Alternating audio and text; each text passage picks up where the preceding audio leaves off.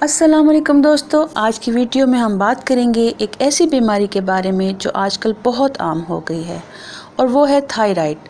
پاکستان میں لاکھوں لوگ اس بیماری میں مبتلا ہیں لیکن انہیں پتہ ہی نہیں ہوتا۔ تو آج ہم بالکل آسان زبان میں سمجھیں گے کہ تھائرائیڈ کیا ہے، یہ کیوں ہوتا ہے اور اس کی کتنی اقسام ہیں۔ ویڈیو کو آخر تک ضرور دیکھیں کیونکہ ہر بات بہت ضروری ہے۔ چینل کو سبسکرائب کریں اور گھنٹی کا بٹن دبائیں تاکہ اگلی انفارمیٹیو ویڈیوز آپ تک پہنچتی رہیں۔ تھائرائیڈ آپ کے گلے میں سامنے کی طرف ایک چھوٹا سا غدود ہے جو بالکل تتلی کی شکل کا ہوتا ہے۔ یہ گردن میں ونڈ پائپ کے بالکل اوپر واقع ہوتا ہے اور اسے آپ باہر سے بھی محسوس کر سکتے ہیں۔ اس چھوٹے سے غدود کا کام بہت بڑا ہے۔ یہ دو اہم ہارمونز بناتا ہے جن کو T3 اور T4 کہتے ہیں۔ یہ ہارمونز آپ کے جسم کی تمام سرگرمیوں کو کنٹرول کرتے ہیں۔ یہ ہارمونز آپ کے میٹابولزم کو کنٹرول کرتے ہیں، یعنی کھانا کتنی جلدی ہضم ہو، درد کی دھڑکن، جسم کا درجہ حرارت، نیند، موڈ، وزن، یہ سب کچھ تھائرائیڈ کنٹرول کرتا ہے۔ اس لیے جب تھائرائیڈ خراب ہو جاتا ہے تو پورا جسم متاثر ہوتا ہے۔ دماغ بھی ٹھیک سے کام نہیں کرتا، بال جھڑنے لگتے ہیں، وزن بڑھتا یا کم ہوتا ہے۔ ایک اور ہارمون جسے ہم TSH کہتے ہیں، یہ دماغ سے نکلتا ہے اور تھائرائیڈ کو بتاتا ہے کہ کتنے ہارمونز بنانے ہیں۔ تھائرائیڈ کی 5 اقسام ہیں جن کو سمجھنا بہت ضروری ہے۔ پہلی قسم ہے ہائپو تھائرائیڈزم۔ یہ سب سے زیادہ پائی جانے والی قسم ہے۔ اس میں تھائرائیڈ غدود کافی ہارمونز نہیں بناتا۔ TSH زیادہ ہو جاتا ہے اور T3 اور T4 کم ہو جاتے ہیں۔ جسم کی تمام سرگرمیاں سست پڑ جاتی ہیں، وزن بڑھتا ہے، تھکاوٹ رہتی ہے اور سردی بہت لگتی ہے۔ دوسری قسم ہائپر تھائرائیڈزم، اس میں تھائرائیڈ ضرورت سے زیادہ ہارمونز بناتا ہے، TSH کم ہو جاتا ہے اور T3 T4 بڑھ جاتے ہیں۔ جسم کی تمام سرگرمیاں بہت تیز ہو جاتی ہیں، دل دھڑکتا ہے، وزن کم ہوتا ہے اور بہت گھبراہٹ رہتی ہے۔ تیسری قسم ہے کوائٹر، جسے ہم گھینگا یا گٹھلی بھی کہتے ہیں۔ اس میں تھائرائیڈ غدود غیر معمولی طور پر بڑھ جاتا ہے اور گلے میں سوجن نظر آتی ہے۔ پاکستان میں آیوڈین کی کمی اس کی سب سے بڑی وجہ ہے۔ چوتھی قسم ہے ہاشیموٹوز تھائرائیڈائٹس۔ یہ ایک آٹو امیون بیماری ہے جس میں آپ کا اپنا ہی مدافعتی نظام تھائرائیڈ پر حملہ کرتا ہے۔ خواتین میں یہ بہت زیادہ پائی جاتی ہے۔ ہائپوتھائرائڈزم کی سب سے بڑی عام وجہ بھی ہے۔ پانچویں قسم ہے تھائرائیڈ کینسر۔ یہ بہت کم ہوتا ہے، نادر ہے لیکن قابل علاج ہے۔ گلے میں گانٹھ، آواز بیٹھنا اور نگلنے میں تکلیف اس کی علامات ہیں۔ بروقت تشخیص سے 95% مریض مکمل ٹھیک ہو جاتے ہیں۔ تھائرائیڈ ہونے کی کئی وجوہات ہیں۔ سب سے پہلی اور اہم وجہ آیوڈین کی کمی ہے۔ پاکستان میں یہ بہت بڑا مسئلہ ہے۔ اگر آپ آیوڈین نمک استعمال نہیں کرتے تو خطرہ بڑھ جاتا ہے۔ دوسری بڑی وجہ خاندانی تاریخ ہے۔ اگر آپ کے والدین یا بہن بھائی کو تھائرائیڈ ہے تو آپ کو بھی ہو سکتا ہے۔ ذہنی تناؤ بھی ایک بڑی وجہ ہے۔ آج کل کی بھاگ دوڑ والی زندگی میں سٹریس بہت بڑھ گیا ہے جو ہارمونز کو براہ راست متاثر کرتا ہے۔ حمل اور زچگی کے بعد بھی تھائرائیڈ متاثر ہو سکتا ہے، اس لیے اسے پوسٹ پارٹم تھائرائیڈائٹس کہتے ہیں۔ خواتین میں مردوں کے مقابلے میں 5 سے 8 گنا زیادہ خطرہ ہوتا ہے، خاص طور پر 60 سال کی عمر کے بعد۔ اب جانتے ہیں کہ ہائپوتھائرائڈزم کیا ہے۔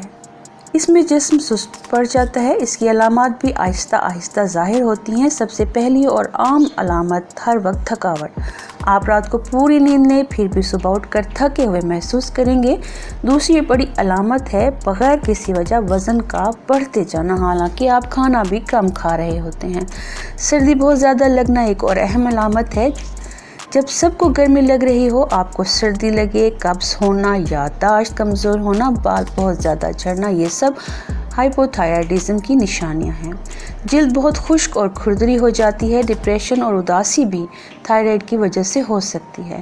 خواتین میں ماہواری بے ترتیب ہو جاتی ہے یا بہت زیادہ آتی ہے۔ آواز بھاری ہو جاتی ہے، دل کی دھڑکن سست ہو جاتی ہے اور چہرے پر خاص طور پر آنکھوں کے گرد سوجن آ جاتی ہے۔ ہائپر تھائرائڈزم میں جسم بہت تیز ہو جاتا ہے۔ سب سے پہلی علامت ہے اچانک وزن کم ہونا۔ آپ خوب کھائیں پھر بھی وزن کم ہوتا جائے۔ دل بہت تیز دھڑکنا شروع ہو جاتا ہے، حتیٰ کہ آرام کرتے وقت بھی بہت زیادہ گھبراہٹ اور بے چینی رہتی ہے۔ ہاتھ کانپتے ہیں، پسینہ بہت زیادہ آتا ہے اور گرمی بہت زیادہ لگتی ہے جبکہ دوسروں کو نہ لگے۔ نیند نہیں آتی، چڑچڑاپن بہت بڑھ جاتا ہے، بھوک بہت لگتی ہے لیکن پھر بھی وزن نہیں بڑھتا۔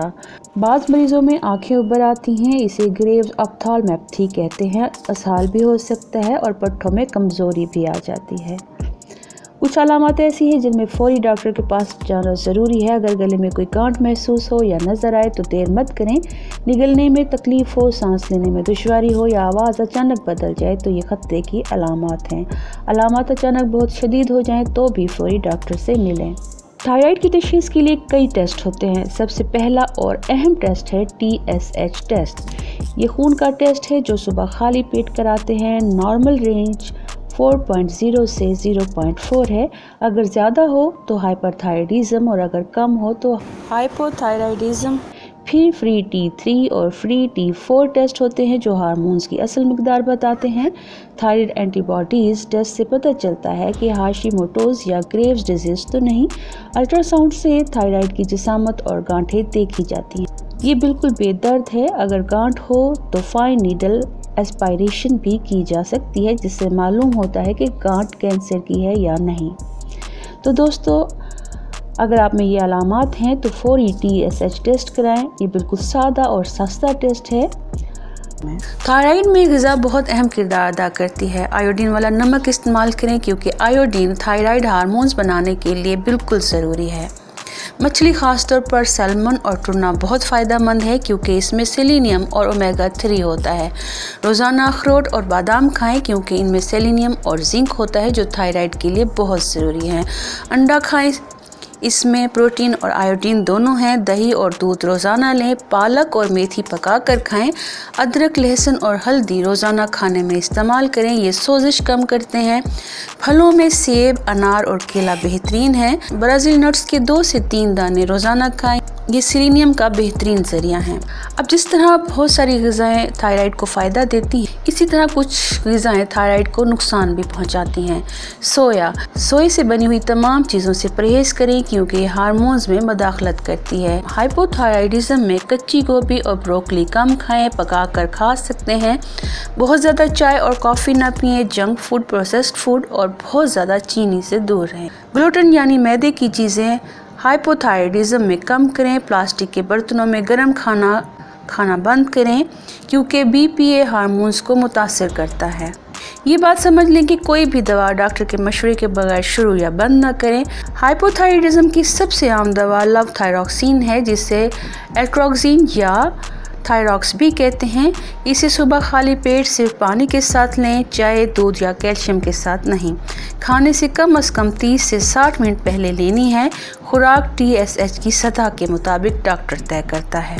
हाइपोथायराइडिज्म में मेटमाजोल या PTU दी जाती है। दिल की धड़कन के लिए बीटा ब्लॉकर्स ली जाती हैं। बाज़ मरीज़ों को रेडियो एक्टिव आयोडीन थेरेपी या ऑपरेशन की ज़रूरत पड़ती है। हर 6 से 12 महीने में TSH ज़रूर कराएं और डॉक्टर से चेकअप ज़रूर करवाएं। अब बात करते हैं कुछ घरेलू नुस्खों के बारे में। घरेलू नुस्खे अद्वियात का मुतबादिल नहीं हैं बल्कि इनके साथ मददगार ज़रूर हैं। रोज़ाना सुबह खाली पेट 2 कच्ची लहसुन की कलियां खाएं। लहसुन में सेलेनियम होता है जो थायराइड के लिए बहुत ज़रूरी है। नाश्ते में 1 चम्मच वर्जिन कोकोनट ऑयल मिलाएं। ये मेटाबॉलिज्म बढ़ाता है और हाइपोथायराइडिज्म में ख़ास फ़ायदेमंद है। अश्वगंधा एक बेहतरीन जड़ी बूटी है जो T4 हार्मोन्स बढ़ाती है और तनाव कम करती है। रात को सोने से पहले हल्दी वाला दूध पिएं। ये सोजिश कम करता है। 1 गिलास पानी में 2 चम्मच एप्पल साइडर विनेगर मिलाकर पिएं। यह हार्मोनल बैलेंस बेहतर करता है। कद्दू के बीज रोज़ाना खाएं, इनमें जिंक होता है। रोज़ाना सुबह नीम गर्म पानी में नींबू का रस पिएं। अब बात करते हैं कुछ एक्सरसाइजेस की। उसमें योगा बहुत ज़्यादा मददगार साबित होता है। योगा थायराइड के मरीज़ों के लिए बहुत ज़्यादा फ़ायदेमंद है, जिसमें सर्वांगासन यानी कंधों पर खड़े होने की पोजीशन थायराइड पर बराह रास्त दबाव डालती है और खून की गर्दिश बेहतर करती है। इसके बाद हलासन यानी हल की पोजीशन गर्दन को खींचती है और थायराइड को फाल करती है। फिश पोजीशन, मछली की पोजीशन में गर्दन पीछे जाती है जो थायराइड को स्टिम्युलेट करती है। उज्जाई प्राणायामा यानी गले की ख़ास सांस थायराइड के लिए सबसे मखसूस सांस की मश्क है। कपालभाति रोज़ाना 10 मिनट करें। ये जिस्म को डिटॉक्स करती है और तवानाई बढ़ाती है। इसके अलावा रोज़ाना 30 मिनट पैदल चलना भी बहुत ज़रूरी है।